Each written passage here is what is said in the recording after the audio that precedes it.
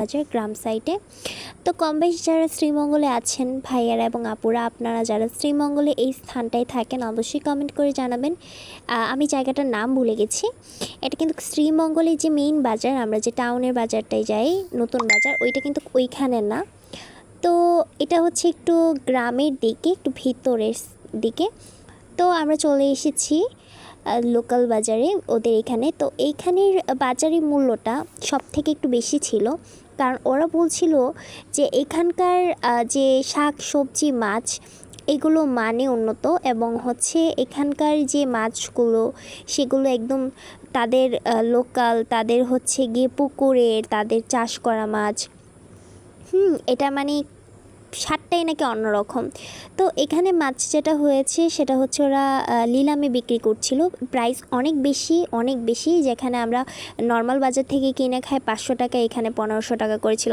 তো এখান থেকে আমরা একটু শাকসবজি কিনেছি, আর প্রাইস এতই বেশি ছিল যে বেশি মাছ কিনতে পাইনি, শুধু ছোটো মাছ নিয়ে এসেছিলাম, আর তেমন নিজের মন মতো মাছও পাইনি। তো তারপর আমরা একটু, আমার বোন এখানে এসে এখান থেকে আবার মাছ কিনেছে। এই মাছটা, এটাও যেহেতু আপনারা সবাই জানেন যে ঘূর্ণিঝড়ের কারণে অনেক পানি উঠেছে ক্ষেতের দিকে, তো খাল বিলের মাছগুলো এখন জালেরা বা জাল দিয়ে ধরা হচ্ছে, জেলে ভাইরা ধরছে।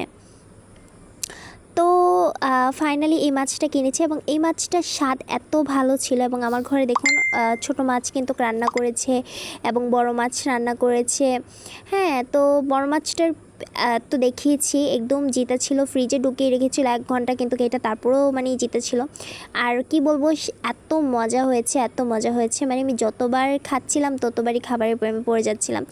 এত মজা হয়েছে, মানে কি বলবো, এত স্বাদ এত স্বাদ যে আমি মনে হয় আমার লাইফে সত্যি ওদের কথাটা একদম রাইট ছিল। তাদের লোকাল বাজারে যে লোকেরা বলছিল যে অনেক মজা, সত্যি অনেক মজা। আমি এই ভিডিওর মধ্যেও বলতে চাই, সত্যি আপনাদের মাছের তুলনা হয় না।